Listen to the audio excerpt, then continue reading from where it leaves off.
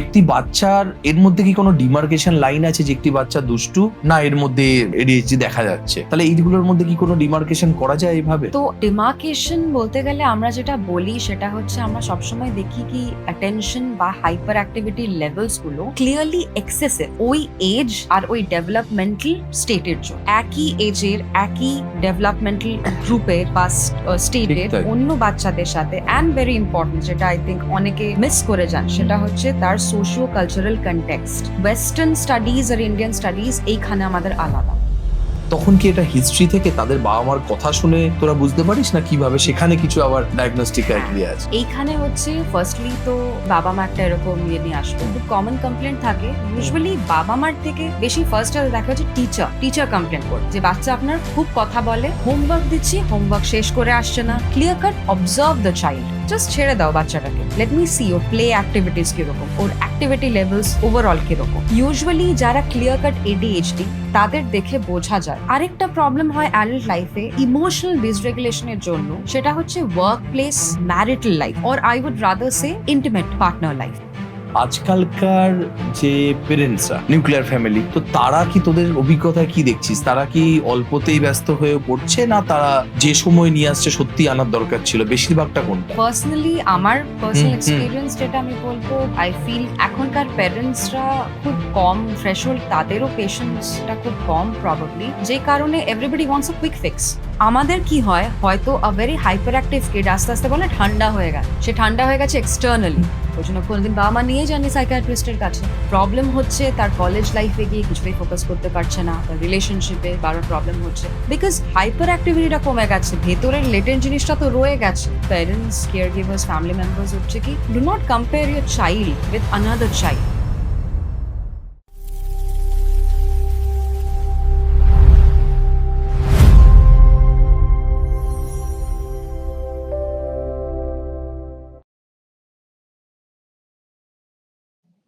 আজকে plexus with পরীক্ষিতের এপিসোডে আমরা একটা অদ্ভুত জিনিস নিয়ে আলোচনা করব।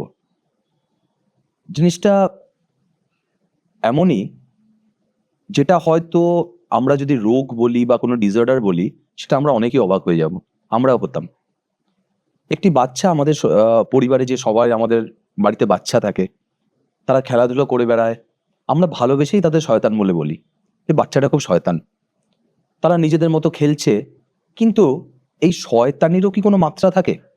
এই বদমাইশিরও কি কোনো মাত্রা থাকে যে তার বাইরে বেরোলে আমরা একটা বাচ্চাকে বলতে পারি তার মধ্যে কোনো ডিসঅর্ডার আছে?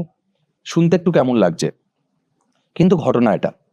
যদি আমরা বাচ্চাদের ছোটবেলায় সেই মাত্রাটা আমরা যদি বুঝতে না পারি, বা নর্মাল কোনো যেভাবে আমরা বড় হয়েছি, আমাদের দাদু দিদারা, আমাদের ঠাকুমারা, তাদের সাহায্যে নতুন যারা মা বাবা হয়েছেন তারা সবসময় তাদের অভিভাবক হিসেবে কাজ করেছেন, তারা বুঝতে পারেন যে না সব বাচ্চাই এরকম করে, চিন্তার কিছু নেই।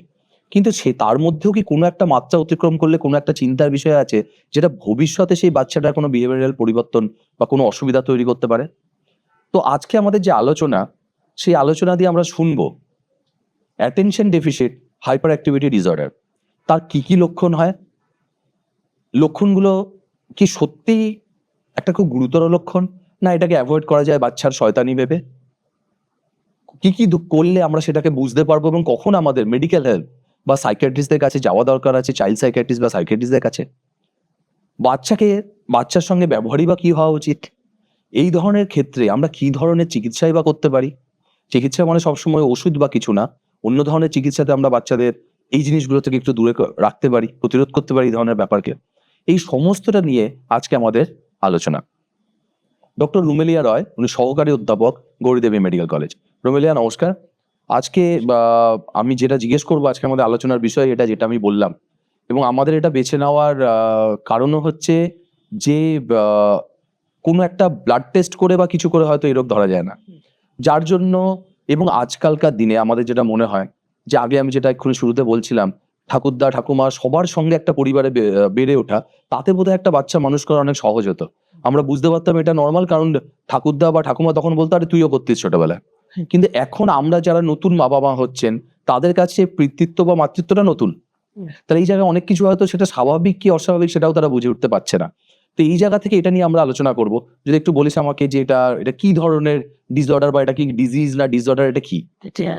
প্রথমত ADHD বা attention deficit hyper activity disorder, এটা একটা বলা যায় একটা নিউরো ডেভেলপমেন্টাল ডিসঅর্ডার। তো নিউরো ডেভেলপমেন্টাল ডিসঅর্ডার এই কথাটার থেকে প্রথমত কি বুঝতে পারি, এক যে অন্যান্য রোগ যেগুলো থাকে সেগুলোর থেকে একটু আলাদা ADHD এই কারণে, কেননা এটার স্টার্টিংটা বা লক্ষণগুলো প্রাইমারিলি কিন্তু দেখা যায় ডেভেলপমেন্টাল এজে বা বাচ্চাদের মধ্যে, অ্যাডোলেসেন্সদের মধ্যে, টিনেজার্সদের মধ্যে। আচ্ছা, বেসিক্যালি এটা দুটো ডোমেন আছে যেটা এফেক্টেড হয়। একটা হচ্ছে যেরকম নামেই আছে অ্যাটেনশন ডেফিসিট, তো যেটা অমনোযোগিতা বা সাস্টেইনড অ্যাটেনশন বা সিলেক্টিভ অ্যাটেনশন, কোনো একটা পার্টিকুলার জিনিসকে বাচ্চারা যখন খুব ফোকাসড অ্যাটেনশন দিতে পারছে না, এই একটা ডোমেন আছে। আরেকটা ডোমেন হচ্ছে হাইপার অ্যাক্টিভিটি ইম্পালসিভিটি বলা হয়। বেসিক্যালি খুব চঞ্চল, আর কিছু না ভেবে চিন্তেই কিছু একটা করে দিল, সেটাতে ভাবলোই না তার কনসিকুয়েন্সেস কি হতে পারে, ওটা তার জন্য ভালো না খারাপ, এই ভাবনাটাই তার মধ্যে নেই, তার আগেই কাজটা করে দিল। তো এটা হচ্ছে ইম্পালসিভিটি। তো এই দুটো ডোমেন যে সবসময় একসাথে থাকবে এরকম নাও হতে পারে।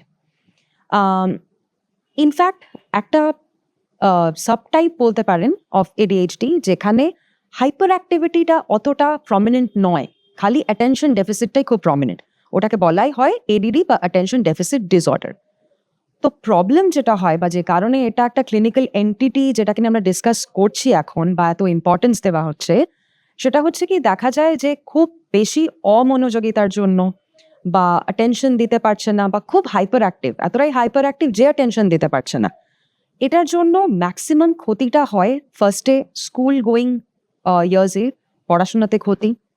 আচ্ছা, আস্তে আস্তে যখন বাচ্চা একটু বড় হচ্ছে তার সাথে সোশ্যাল রিলেশনস বা ইন্টারপার্সনাল রিলেশনস, মা বাবার সাথে ইন্টারাকশন, বন্ধুদের সাথে ইন্টারাকশন, টিচার্সদের সাথে, বড়জনদের সাথে, সমাজের বাকি লোকজনদের সাথে যে ইন্টারাকশন, এটাও অনেক সময় দেখা যায় যে অ্যাফেক্টেড হচ্ছে। এই কারণে কি হয়, একটা বড় ডোমেন, লাইফের একটা বড় ডোমেন একটু ডিসফাংশনাল হয়ে থাকে এরকম ADHD হলে, যেই কারণে এটা আর্লি আইডেন্টিফিকেশন, এটা স্ক্রিনিং আর এটার ম্যানেজমেন্টটা অত্যন্ত জরুরি হয় তার। তো যেহেতু নিউরো ডেভেলপমেন্টাল ডিসঅর্ডার এটাকে বলা হয়, তো এটার যে মানে বলতে পারা যায় কারণ যদি আমরা দেখি, ফার্স্ট অফ অল কথাটাতেই মানে ADHD টার্মেই আছে ডিসঅর্ডার, কিন্তু আমি কিন্তু ডিজিজ বলছি না, ঠিক। Very important. হ্যাঁ, তো পার্থক্যটা, প্রাইমারি পার্থক্য ডিজিজ আর ডিসঅর্ডারের এটাই যে ডিজিজে খুব ক্লিয়ার কাট আইডেন্টিফাইবল কিছু কারণ থাকে, খুব ক্লিয়ারলি কিছু কিছু ব্লাড টেস্ট থাকে বা neuro imaging, CT scan, MRI এগুলোতে ধরা পড়লেও খুব ক্লিয়ার কাট ওটার ম্যানেজমেন্ট হয়। বাট ডিসঅর্ডার কিন্তু অনেক বেশি কমপ্লেক্স, তার অনেক ম্যানিফেস্টেশনস থাকে, তার লক্ষণ বাচ্চার থেকে বাচ্চা ডিফার করে, এজ ওয়াইজ ডিফার করে, সোশ্যাল কালচারাল ব্যাকগ্রাউন্ড হিসেবে অনেক সময় ডিফার করে, কি কনটেক্সটে ওই লক্ষণটাকে দেখা হচ্ছে সেটার ওপরেও ডিফার করে।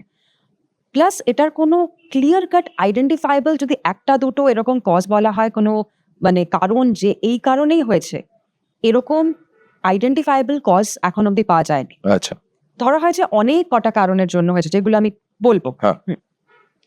তো প্রাইমারিলি এইটাই হচ্ছে ডিসঅর্ডার আর ডিজিজের পার্থক্য। অ্যান্ড এটার থেকে একটা বড় রকম ভাবে একটা বোঝা যায় কি, ADHD খুব মানে অনেকটা কমপ্লেক্স, বলতে গেলে একটা আমব্রেলা টার্ম, তার আন্ডারে অনেক লক্ষণ আসে, আচ্ছা, অনেক রকম প্রেজেন্টেশন আসে, এজ এর ওপর ডিপেন্ড করে, কার কিরকম মানে কোন কোন ডোমেন অফ লাইফ এফেক্টেড হচ্ছে, কারোর স্কুলিং এফেক্টেড হচ্ছে, আবার পরে পরে আমরা ডিসকাস করবো যখন অ্যাডাল্ট ADHDর দিকে যাবো, পার্সোনাল লাইফ এফেক্টেড হচ্ছে, কখন এটা বোঝা যায়। তো এই সব নিয়ে হচ্ছে ADHD। তো আমরা যদি ফার্স্টে বলি কি তাহলে ADHDর বেসিক্যালি কি কারণ আছে, বা যেটা আই থিঙ্ক ম্যাক্সিমাম পেরেন্টসদের বা সবাইকারই একটা খুব কনসার্ন থাকে যে এটা কতটা জেনেটিক বা কতটা ইনহেরিটেড, বা যেটা অনেক সময় আমাদের কাছে বাবা মারা আসেন, হয়তো একজন বাচ্চা ডায়াগনোজড আছে ADHD, তাহলে সেকেন্ড বেবি প্ল্যানিং করার আগে অনেকে জিজ্ঞেস করে যে তাহলে তো আমার এই বাচ্চারও ADHD হবে। তো দেখতে গেলে ADHDর জেনেটিক কম্পোনেন্ট তো আছে ডেফিনেটলি, হ্যাঁ। মেডিকেল লিটারেচার অনুযায়ী অলমোস্ট 60 to 80% হেরিটেবিলিটি ADHD আছে, বাট দ্যাট ডাজন্ট মিন কি যেই প্যারেন্টের এডিএইচডি ডায়াগনোসড হয়েছিল বাচ্চা হিসেবে, বা কারোর যদি ভাই বা বোনের এডিএইচডি ডায়াগনোসিস থাকে, তার মানে 100% তার এডিএইচডি ডায়াগনোসিস হবে। ফার্স্ট অফ অল, খুব সিম্পল ওয়েতে এটাকে যদি আমি এক্সপ্লেন করতে যাই, তাহলে আমাকে বলতে হবে এটা একটা জিনিস যেটা বলা হয় জিন এনভায়রনমেন্ট ইন্টারাকশন। সবাইকার মধ্যে, আমাদের মধ্যে কিছু কিছু জেনেটিক ভালনারেবিলিটি থাকে, জিন্সের কারণে কিছু কিছু রোগ হওয়ার লক্ষণ বা প্রবণতা থাকে, কিন্তু সবাইকার তো তা হয় না। জাস্ট আমি যদি একটা খুব সিম্পল এক্সাম্পল দিচ্ছি, ডায়াবেটিস, যেটার খুব হাই হেরিটেবিলিটি আছে, বাবা বা মায়ের ডায়াবেটিস আছে বলে 100% বাচ্চার ডায়াবেটিস থাকবে তা নয়, না, কিন্তু আমরা কি বলি রিস্কটা বেশি হয়ে আছে। ঠিক। ঠিক সেম জিনিস এডিএইচডিরও রিস্কটা অনেক বেশি থাকে যদি প্যারেন্টসদের এডিএইচডি ডায়াগনোসড থাকে, তারা যখন বাচ্চা ছিলেন, বা পরবর্তীকালে যদি তাদের এডিএইচডি ডায়াগনোসিস হয়। ইনফ্যাক্ট অলমোস্ট 2.5%, 2.5% মতো ইনক্রিজড রিস্ক থাকে। সিবলিংয়ের যদি থাকে এডিএইচডি, তাহলে একটা ইনক্রিজ রিস্ক থাকে। বাট এটা তো গেল জেনেটিক কম্পোনেন্টটা, যেটা অনেকটা আমি বলতে পারি লেটেন্ট, ম্যানিফেস্ট হয় না, বা আমরা চট করে দেখতে মানে পাই না। লুকিয়ে থাকে বলা যায়। লুকিয়ে থাকে, এক্স্যাক্টলি। প্রবলেমটা হয় যখন কিছু এনভায়রনমেন্টাল স্ট্রেসার্সও তার সাথে অ্যাড, ওই যেটা তুই বললি যে জেনেটিক এনভায়রনমেন্টাল ইন্টারাকশন, এক্স্যাক্টলি, তার সাথে মানে একটা সেকেন্ড হিট। ফার্স্ট হিটটা জিনে Genetic. ছিল, কিন্তু ওটাতে লক্ষণগুলো তখনও হয়নি। সেকেন্ড হিটটা গেল কি বাইরের এনভায়রনমেন্ট থেকে আসছে। এবার এইখানটাই হচ্ছে, এখানে অনেক কটা এই সেকেন্ড হিট যেটা আসে, এগুলোকে আমরা রিস্ক ফ্যাক্টরও বলতে পারি। যেরকম একটা কিছু কিছু হচ্ছে কি, একটা হচ্ছে খুব ইম্পর্টেন্ট হচ্ছে চাইল্ড নেগলেক্ট, ছোটবেলায় যে খুব অ্যাবিউজড কোনো চাইল্ড, যদি কোনো চাইল্ড অ্যাবিউজ থাকে, ওটা অনেক মেডিকেল লিটারেচারে দেখা গেছে কি ওটার সাথে অ্যাসোসিয়েশন আছে। সেকেন্ডলি, ইভেন প্রেগনেন্সির টাইমেও কিছু কিছু ইনফেকশনস বলা হয় কি, কয়েকটা স্টাডিজে দেখা গেছে, বাট ইউনিভার্সালি অ্যাগেন রেপ্লিকেটেড হয়নি। কয়েকটা ইনফেকশনস আছে, ম্যাটার্নাল ইনফেকশনস, মায়ের নিজস্ব হেলথ কিরকম থাকে, ওই রকম মায়ের কোনো সাইকিয়াট্রিক ইস্যুস ওই সময় দেখা যায় কিনা সেটা। তারপর বড় হতে হতে আরো এক্সট্রা কোনো কোনো স্ট্রেসার্স হচ্ছে কিনা, যেরকম বুলিং, স্কুলে কেউ কিছু বুলি করছে, টিচার কিছু বকছে, এইগুলো সবগুলো এগুলো দেখা যায় কি এটা একটা মানে ইন্টারাকশন, বাই ডিরেকশনাল ইন্টারাকশনের মধ্যে দিয়ে যায়। এবারে অবভিয়াসলি কোন বাচ্চার দুটো ইন্টারাকশনের পরেও কিছু মানে ডিসঅর্ডার হতে পারে আর কার হবে না, সেটা থ্রেশহোল্ডের উপর। থ্রেশহোল্ডের ওপর। আর এটা অনেকটাই হচ্ছে জেনেটিক, জেনেটিক ভালনারেবিলিটি কতটা আছে তার, ঠিক তাই। সেটার উপরে। তো প্রেডিক্ট করাটা খুব ডিফিকাল্ট। আমরা ম্যাক্সিমাম যেটা বলতে পারি কি এরকম এতটা চান্সেস আছে হবার, কিন্তু নট নেসেসারিলি যে হবেই, যেটা ম্যাক্সিমাম প্যারেন্টসরা ভয় পান। তো এটা গেল একটা বলতে পারেন কারণ। হ্যাঁ, আরেকটা যেটা আছে সেটা হচ্ছে যে কিছু কিছু নিউরো ট্রান্সমিটার্স থাকে আমাদের ব্রেনে, কিছু কেমিক্যালস থাকে, যেরকম আমরা খুব ভালো করে হয়তো জানি, এখন সবাই জানে যেহেতু মেন্টাল হেলথ অ্যাওয়ারনেস হচ্ছে, ডিপ্রেশনের সাথে সেরোটোনিনের বলে একটা হরমোন নিউরো ট্রান্সমিটার আছে, তার একটা রিলেশন আছে। তো সিমিলারলি এডিএইচডিতে দেখা যায় কি যে দুটো নিউরো ট্রান্সমিটার, দুটো কেমিক্যাল রাদার, ডোপামিন আর নর এপিনেফ্রিন, এই দুটোর ইমব্যালেন্স, আমরা বলি এক্সাইটেটরি ইনহিবিটরি ইমব্যালেন্স, এই ইমব্যালেন্সটা থাকলে again risk of ADHD increases. Optimum level, maximum, normal বা functioning, আমি নর্মাল ওয়ার্ডটা ইউজ করছি, আমি ফাংশনিং ইন্ডিভিজুয়ালস বলছি, কেননা ADHD ট্রেটস হিসেবেও থাকতে পারে না, পরে ওটা আমি ডিসকাস করবো। সবসময় যে ADHD ট্রেটস থাকলেও সে ফাংশনাল হবে না তার কোনো মানে নেই। তো এই নিউরো ট্রান্সমিটারের ইমব্যালেন্সের জন্য দেখা যায় কি ADHDর এটা কারণ হয়ে ওঠে। এগুলো মেইন কারণ। তাছাড়া যেহেতু ADHDতে আমরা বারবার বলছি এটা নিউরো ডেভেলপমেন্টাল ডিসঅর্ডার, বাচ্চা মানে চাইল্ডহুড বা অ্যাডোলেসেন্স পিরিয়ডটাতে অনসেটটা হয়, রাদার আমি বলবো চাইল্ডহুডে ADHD আমাদের ডায়াগনোজ করতে গেলে চাইল্ডহুড অনসেটেই করতে হয়। তো তার সাথে দেখা যায় কি কিছু ব্রেন সার্কিট এগুলোরও কিন্তু অ্যাসোসিয়েশন আছে। একটা ব্রেন সার্কিট খুব কমনলি যেটা ইমপ্লিকেটেড ADHDতে CSTC লুপ বলা হয়। তো ওটার যে অ্যাক্টিভেশন নর্মাল হেলদি ইন্ডিভিজুয়ালসের যে অ্যাক্টিভেশনটা হওয়া উচিত, ADHD ইন্ডিভিজুয়ালে অনেক সময় দেখা যায় ওই অ্যাক্টিভেশনটা হচ্ছে না।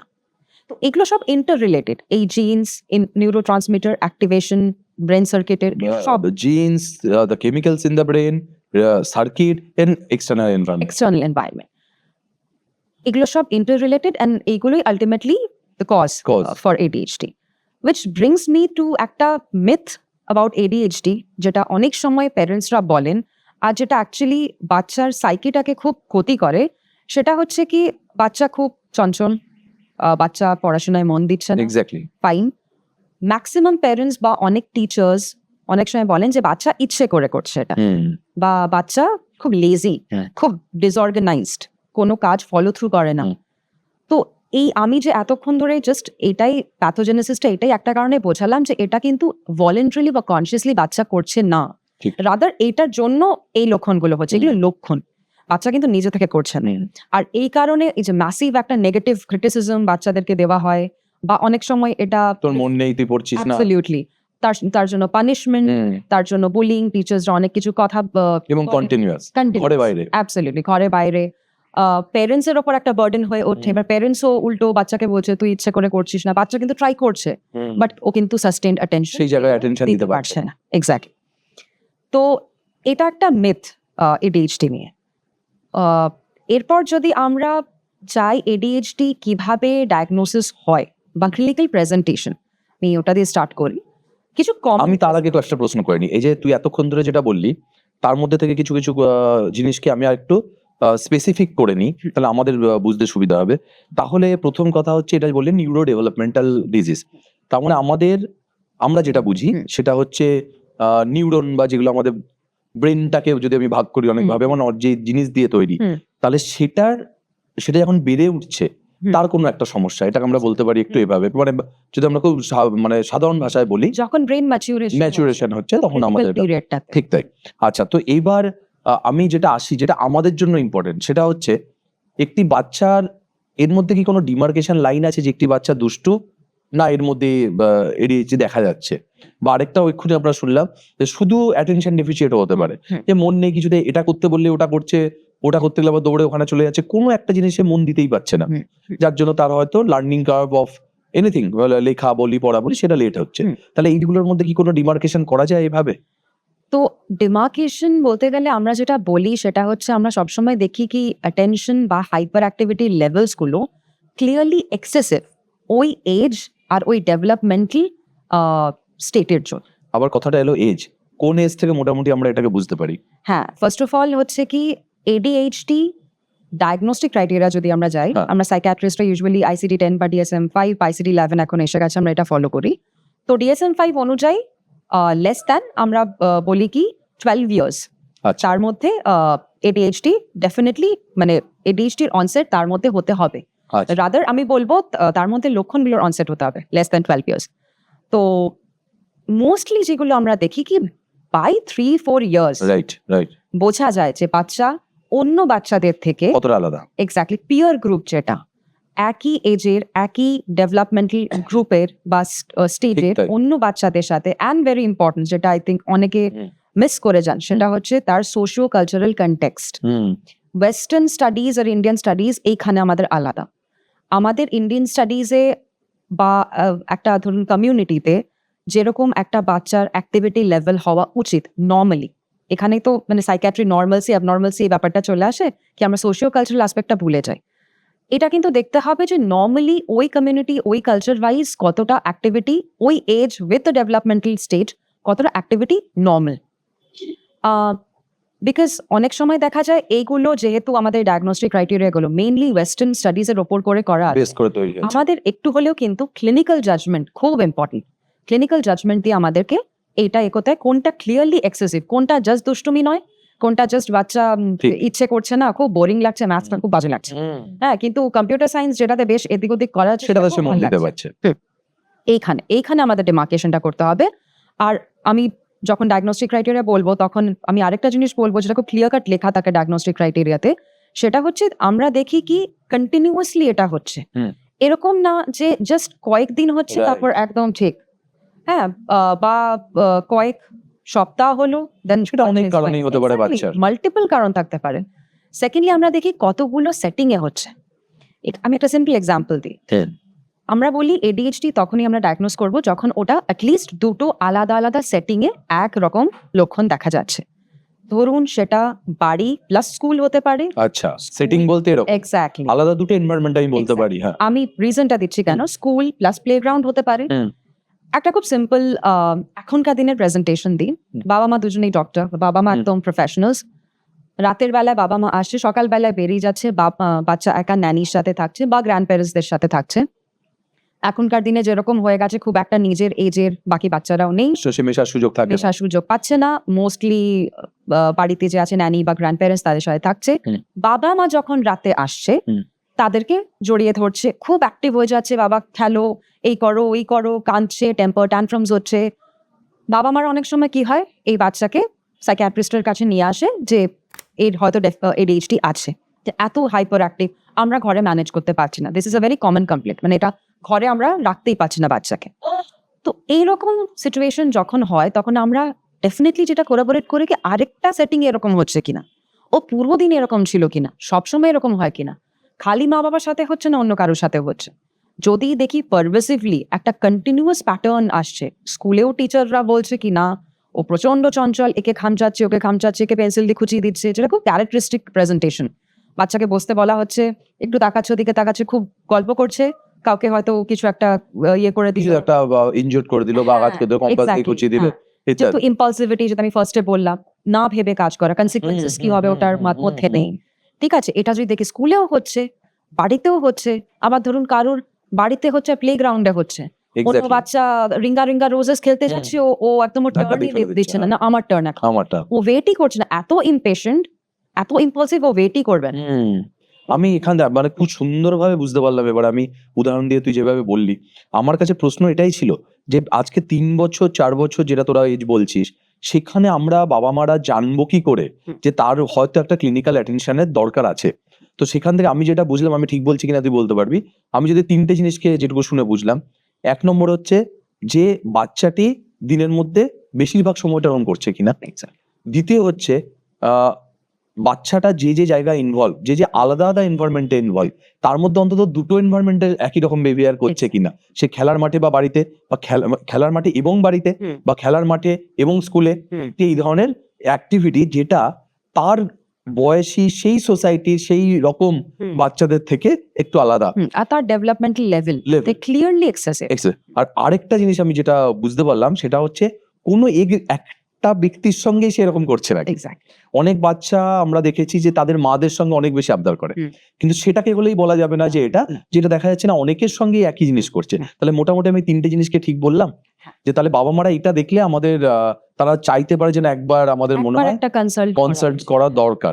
তাহলে এই যে জিনিসগুলো, তাহলে মানে যখন দেখাতে আসছে ক্লিনিক্সে, তখন কি এটা হিস্ট্রি থেকে তাদের বাবা মার কথা শুনে তোরা বুঝতে পারিস, না কিভাবে সেখানে কিছু আবার ডায়াগনস্টিক ক্রাইটেরিয়া আছে?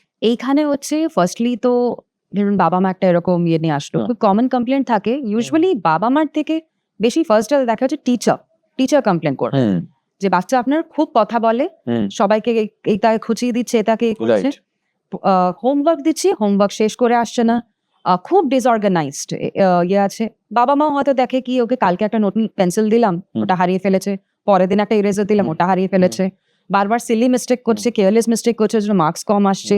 তো এইরকম একটা মানে এটা বেশিরভাগ টিচারদের থেকে তখন আমরা জানতে পারি। এক্স্যাক্ট, হ্যাঁ, আমরা বলছিলাম যেটা, যদি আমরা যখন বাবা মা বুঝতে পারছে যে এই যে 3খানা জিনিস আমরা বললাম, সেগুলোর উপর একটা তাদের ধারণা হলো যে কিছু একটা অসুবিধা, তখন তোদের ক্লিনিকে নিয়ে এলো।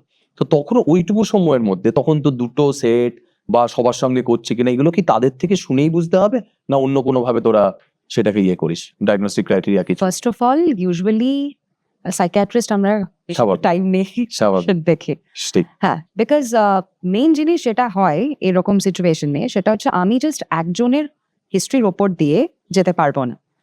তো ফার্স্টলি তো হয় কি, বাবা মা কি কমপ্লেন্ট নিয়ে আসছে, অ্যান্ড অবভিয়াসলি বাবা মার অনেক সময় যেটা থাকে কি টিচার কমপ্লেন করেছে এটা। ইনফ্যাক্ট এখন যেহেতু ম্যাক্সিমাম স্কুলে কাউন্সিলর থাকে, আচ্ছা, তো অনেক সময় রেফারেল নোটস নিয়েও আসে যে the child has this problem. আচ্ছা, অ্যাডোলেসেন্ট যদি গ্রুপ হয়, সে ক্লাস 10, 11, 12, আচ্ছা, এই গ্রুপটারও কিন্তু একবার আবার আমি ইন্টারাপ্ট করব, এই গ্রুপটা কি প্রথম থেকেই হয়ে থাকে, তারা ডায়াগনোজড হয় না, না এই সময় আবার নতুন করে গ্রো করতে পারে?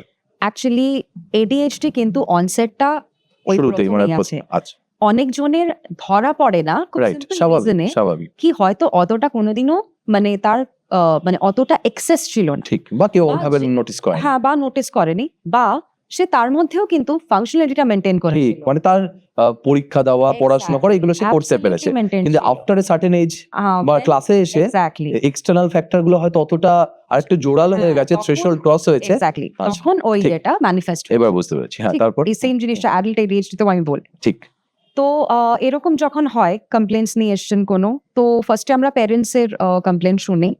যদি খুব ছোট বাচ্চা হয় তাহলে ডেফিনেটলি বাচ্চার সাথে কথা বলি, কেননা কিছু কিছু জিনিস ক্লিয়ার করা বাচ্চার থেকেও জরুরি। এবার খুব ছোট বাচ্চা হলে 3 to 6 years প্রি স্কুলার্স হলে বা একদম আর্লি স্কুল হলে তো তাদের সাথে খুব একটা কিছু বোঝা যায় না।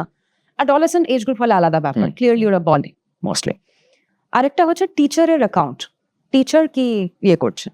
বাট আমাকে সবসময় একটা জিনিস মনে রাখতে হবে যে at the end of the day এগুলোর মধ্যে অনেক বায়াস থাকলেও থাকতে পারে। Exactly, I am not dismissing a parent's complaint or a parent's concern. Neither আমি as a doctor I'm dismissing a teacher's complaint. But as a doctor আমাকে একটা unbiased নিজের observation সবারটা শুনে। এক্স্যাক্টলি।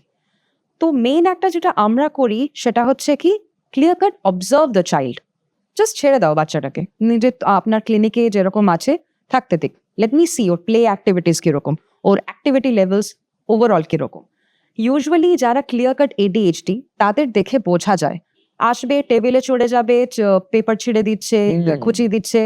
আমি তাকে উইদাউট ইন্ট্রোডাকশন, যেটা একটা স্ট্রেঞ্জার অ্যাংজাইটি অনেকের থাকে বাচ্চাদের একটা সার্টেন এজে থাকবে, যে নতুন জায়গায় এসে একটু ভয় ভয়, সেটা নেই।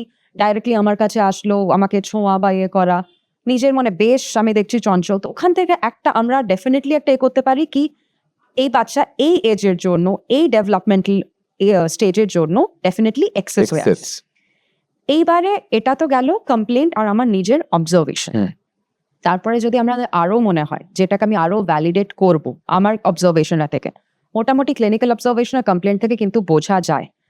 খুব কম টাইমই থাকে যে এরকম হয় যে ডক্টর একটা জিনিস অবজার্ভ করছে আর মানে পেরেন্টস একটা কমপ্লিটলি মানে অন্য প্রেজেন্টেশন দিচ্ছে। খুব অত মানে স্টার কন্ট্রাস্টও হয় না।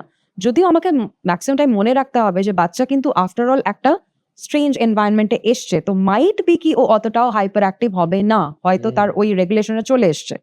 বাট মোস্টলি যেহেতু ADHD-তে ওই রেগুলেশনটাতেও প্রবলেম হয়, তো ওইখানে যদি আমি দেখি কি না এখানেও প্রবলেম্যাটিক বিহেভিয়ার আছে, বা খুব টেম্পার ট্যান্ট্রাম, মাটিতে শুয়ে একদম মানে ইয়ে গড়াগড়ি খাচ্ছে একদম, ঠিক আছে, মাকে খোঁচাচ্ছে, বাবাকে কথা বলতে দিচ্ছে না, এ করছে না, তাহলে আমি বুঝবো কি definitely it's more than what I usually see for that age and developmental stage. তো এটা গেল একটা পার্ট। সেকেন্ডলি আমি যদি ভ্যালিডেট করতে চাই তাহলে আমাদের ADHD-র জন্য তো কোনো পার্টিকুলার ব্লাড টেস্ট বা এগুলো অবশ্যই না। আগেন নিউরো ইমেজিং, যেটা সিটি স্ক্যান বা MRI, যেগুলো আমাদের কমন নিউরো ইমেজিং, সেটাতেও ADHD ক্রস সেকশনালি কিছু ধরা পড়বে না। যেগুলো মেডিকেল মানে লিটারেচারে যেগুলো ইউজ করা হয় সেগুলো খুব অ্যাডভান্সড, পেট স্পেক্ট এগুলো, ফাংশনাল MRI এই জাতীয়, তাতেও যে একদম ক্লিয়ার কাট মানে এটা হচ্ছে বলে ADHD এটা না। ম্যাক্সিমামই দেখতে পারবো কি ব্রেনের কয়েকটা রিজনস এর হয়তো ওভার অ্যাক্টিভেশন, আন্ডার অ্যাক্টিভেশন, অ্যাসোসিয়েশনটা বুঝতে পেতে পারি এখানে, আর সেটার সাথে আমরা রিলেট করতে পারবো যে ওই স্ট্রাকচারটা কে করছে। So that is also out. তাহলে আমাদের কাছে পড়ে থাকে যেটা হচ্ছে আমরা যেটা ইউজ করি সাইকিয়াট্রিতে, সেগুলো হচ্ছে স্ট্রাকচার্ড ভ্যালিডেটেড স্কেল। স্কেল হচ্ছে বেসিক্যালি বলতে গেলে একটা কোয়েশ্চেনের মতো, যে কত মানে ADHD-র জন্য যেরকম কিছু কিছু স্কেলস থাকে যেটা সেলফ রিপোর্টেড, অবভিয়াসলি বাচ্চার ক্ষেত্রে হবে না, অ্যাডোলেসেন্ট বা অ্যাডাল্টদের ক্ষেত্রে হবে, যেখানে আমি ক্লিয়ারলি আনবায়াসড আমি নিজেকে অ্যাসেস করছি, সেলফ রিপোর্টেড। আরেকটা গেল যেটা খুব কমনলি ইউজ থাকে হচ্ছে parent reported and teacher reported scales.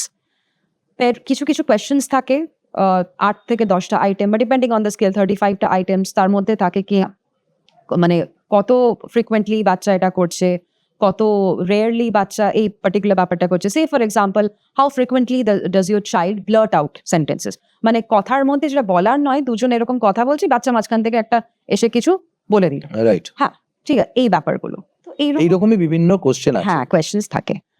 এবার এইগুলোতে আমরা স্কেল মানে তার ইয়েটা করলাম, রিপোর্টিংটা করলাম যে স্কোরিং কিরকম আসছে। যেহেতু এগুলো ওয়ার্ল্ড ওয়াইড ভ্যালিডেটেড স্কেলস, এগুলোর কাট অফ ওইভাবেই করা আছে যে অনেক মানে টেস্ট মানে অনেক রাদার আমি বলবো স্টাডিজ এর পর এমন একটা কাট অফ করা থাকে যে ইউজুয়ালি এই স্কেলগুলোর কিন্তু মানে ভ্যালিডিটি ভালো।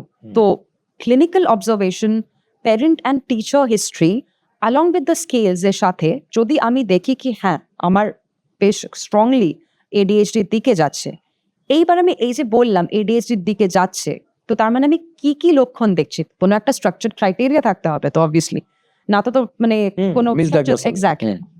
তো যেটা ইউজুয়ালি ফলো করা হয় DSM-5 বা ICD-10 বা ICD-11 এর ডায়াগনস্টিক ক্রাইটেরিয়া আছে একদম আমাদের স্ট্রাকচার। যেরকম DSM-5 এর ক্রাইটেরিয়া অনুযায়ী হচ্ছে কি ফার্স্টলি অনসেট হতে হবে লেস দ্যান 12 ইয়ার্স। অনসেট কিন্তু আমি বলেছি, প্রেজেন্টেশন নয়। প্রেজেন্টেশন ইউজুয়ালি 3 to 6 ইয়ার্সে হয়, আচ্ছা, বাট শুরুটা, এক্স্যাক্টলি প্রেজেন্টেশন কিন্তু 12 বছরের পরেও হবে। যেটা আমি জিজ্ঞেস করছিলাম। Retrospectively, যখন আমরা বাবা মাকে বারবার জিজ্ঞেস করি তো তখন বোঝা যায় কি না অনসেটটা ওখানে ছিল, অনসেটটা বাচ্চা ছোটবেলাতেই ছিল, কি অতটা খেয়াল করেনি বা বাচ্চাটা মানে এতটাই রেট্রোস্পেক্টিভ আমি হিস্ট্রি নিলে ওটা এক্স্যাক্টলি বা বাচ্চা হয়তো এতটাই মানে কোপিং ছিল, ফাংশনালিটি মেনটেন ছিল, but এখন গিয়ে প্রবলেমটা হয়েছে। তো onset must be less than 12 years. ওই যে ডেভেলপমেন্টাল এজ গ্রুপটাতে, ক্রিটিক্যাল এজ গ্রুপটা যখন ব্রেন ম্যাচুরেশন হচ্ছে। সেকেন্ডলি সিমটমস গুলো দুটো সেটিং এ অ্যাটলিস্ট 2 সেটিং এ দেখা যাবে, যেরকম আমি আগে এক্সপ্লেন করলাম। থার্ডলি তাহলে কি কি সিমটমস? তো ইনঅ্যাটেনশন ডোমেইনটা যেটা আছে, তো আমাদের কয়েকটা সিমটম যেগুলো আমরা দেখি প্রাইমারিলি, তার মধ্যে আমাদের স্কোরিং ক্রাইটেরিয়া থাকে যে 6 out of 9 symptoms, 5 out of 9 symptoms এরকম থাকে। তো তার মধ্যে যদি আমার সবগুলো আমি ডিটেলসে বলছি না, বাট মেইনলি যেগুলো আমরা দেখি, এক হচ্ছে ইনঅ্যাটেনশনে কি ফার্স্টলি বাচ্চা খুব ইজিলি সিলি মিস্টেক করে বা কেয়ারলেস মিস্টেক। সেকেন্ডলি খুব তাড়াতাড়ি জিনিসপত্র হারিয়ে ফেলে, খুব ডিসঅর্গানাইজড, বাচ্চা খুব ডিসঅর্গানাইজড। কোনো হোমওয়ার্ক দেওয়া হয়েছে ওটাকে ফিনিশ করতে পারছে না, ইদার বিকজ অফ ডিসঅর্গানাইজেশন বা বিকজ অফ ইনঅ্যাটেনশন। তারপর বাচ্চা মানে ইনঅ্যাটেনশনের জন্য একটু মনে হয় কি বাচ্চারা নিজের দুনিয়াতে আছে, সে পুরো ডে ড্রিম করছে এরকম তাকিয়ে, জানলার দিকে তাকিয়ে, টিচারের কথা শুনছেই না। হ্যাঁ, একটা ফরগেটফুলনেস, বা আমরা বলে কি মনে হয় ভুলে গেল, এই আমি 5 মিনিট আগে এটা ভুললাম, 5 মিনিটের মধ্যে ভুলে গেল। Forgetfulness, apparent forgetfulness. আরেকটা যেটা অ্যাটেনশন, যেটা বারবার বলছি এডিএইচডিতে একটা ইম্পর্টেন্ট জিনিস হচ্ছে এই যে এডিএইচডিতে প্রবলেমটা ইউজুয়ালি হয় কিন্তু সাস্টেইনড অ্যাটেনশন বা ফোকাসড অ্যাটেনশন, যেখানে আমার অনেকটা টাইম কোনো একটা জিনিসের উপর আমার ফোকাস সিলেক্টিভ, এক্স্যাক্টলি। আর ইউজুয়ালি দেখা যায় যেই জিনিসগুলোতে ভালো লাগে না পার সে, তার ওটাতেই প্রবলেমটা। কিন্তু এই ধরনের এই দুটো জিনিস শুনলে মনে হচ্ছে এটা তো খুব একটা কমন ব্যাপার না। আমাদের যেটা ভালো লাগে না সেটা যদি অনেকক্ষণ ধরে করতে পারলে আমরাও কি পারবো, বা মানে যারা এই ডিসঅর্ডারের ভেতর নেই তারাও কি পারবে সেখানে খুব অনেকক্ষণ ধরে অ্যাটেন্ড? তাহলে এই দুটোর মধ্যে কি কিছু তফাৎ আছে তাদের আর আমাদের মধ্যে বা বাকিদের মধ্যে? এক্স্যাক্টলি, এইখানেই আসছে আমাদের ডায়াগনস্টিক ক্রাইটেরিয়াটা। এগুলোকে সব কটাকে একসাথে হতে হবে, যে কোনো একটা সিমটম হলে ঠিক ঠিক অ্যাবসলিউটলি নয়। এখানেই আমাদের মেইন এটা। পুরো অনেক কিছুর মধ্যে এটা একটা। হ্যাঁ, আমি অনসেট দেখছি, আমি তার সেটিং দেখছি, আমি তার এটা দেখছি। যেরকম আরেকটা ক্রাইটেরিয়া যেটা ডোমেইন হচ্ছে হাইপার অ্যাক্টিভিটি, ইম্পালসিভিটি ডোমেইন। এটাতে হচ্ছে কিরকম বাচ্চা কেউ কনভারসেশন করছে, তার মাঝখানে ব্লার্ট আউট করছে, কেউ একটা বসে আছে তাকে পোক করে দিল, বা আরেকটা হচ্ছে কি খুব ইজিলি মানে ফলস পড়ে যাচ্ছে, কেয়ার করছে না, এই জাতীয় জিনিসগুলো। তো এইগুলো হচ্ছে মানে হাইপার অ্যাক্টিভিটি, ইম্পালসিভিটি। অনেক সময় আরেকটা জিনিস এটা খুব ইজিলি বাবা মারা বলে যে বাচ্চা এত চঞ্চল, মনে হচ্ছে পায়ে যেন চাকা দেওয়া আছে, সে বসছেই না। এটা আমাদের একটা টার্মও আছে, it's like the child is driven by a motor or the child is on wheels, মানে 5 মিনিটও বসবে না।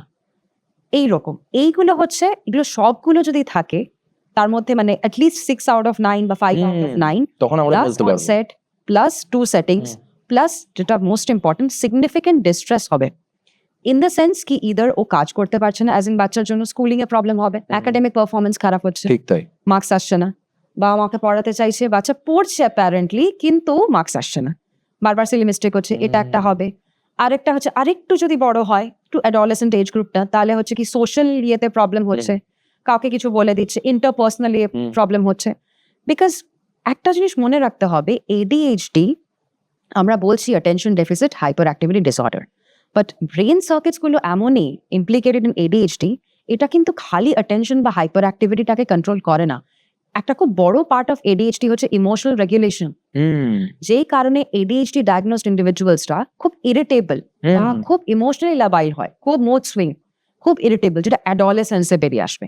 নর্মাল অ্যাডোলেসেন্সের মুড সুইং তো থাকছে, তার সাথে এটা আসবে, সেই কারণে অনেক সময় আমাদের সত্যি ডায়াগনোসিস করতে ডিফিকাল্ট হয়। তখন আমাদের ডিডি যেহেতু ওখানে দুটো ফ্যাক্টর কাজ করছে, এক্স্যাক্টলি অ্যাডোলেসেন্সের একটা, আবার এইটার একটা। এটা এক্স্যাক্টলি তো অনেক রকম স্কুল কলেজে অনেক রকম রিলেশনশিপেও তো অসুবিধা, ফ্রেন্ডস অ্যাডাল্ট এডিএইচডি ফার্স্ট অনেকের প্রবলেম হয় হচ্ছে marital life, just like autism যদি অ্যাডাল্ট লাইফ অবধি থাকে, ইনফ্যাক্ট থাকেও, অ্যান্ড এখানে কোনো ডায়াগনোস আনি ম্যারিটাল লাইফে হবে, যেখানে ম্যাক্সিমাম ইন্টারপার্সোনাল ফার্স্ট টাইম একটা কোর ইন্টারপার্সোনাল প্রবলেম আসছে। আজকে তো মনে হচ্ছে আমি বা এবং আমার দর্শকরা অনেকেই আজকে নিজে বোধহয় ঘুমাবার সময় ভাবতে থাকবে এই জিনিসগুলো আমাদের মধ্যেও আছে কিনা, এবং কোনো না কোনো ভাবে আমরা রিলেট হয়তো করতে পারবো। যে যে বলছি যে অ্যাডাল্টের সময় আমাদের মুড সুইং বা ইরিটেবিলিটি, আমরা যদি এনভায়রনমেন্টাল বা সিচুয়েশনাল কিছু ফ্যাক্টরকে বাদ দিই, আমরা অনেক সময় খেয়াল করি যে অকারণে কিছু কিছু পার্সোনালিটি, বলছি সবার বলছি না, যে এই ব্যাপারগুলো হয়তো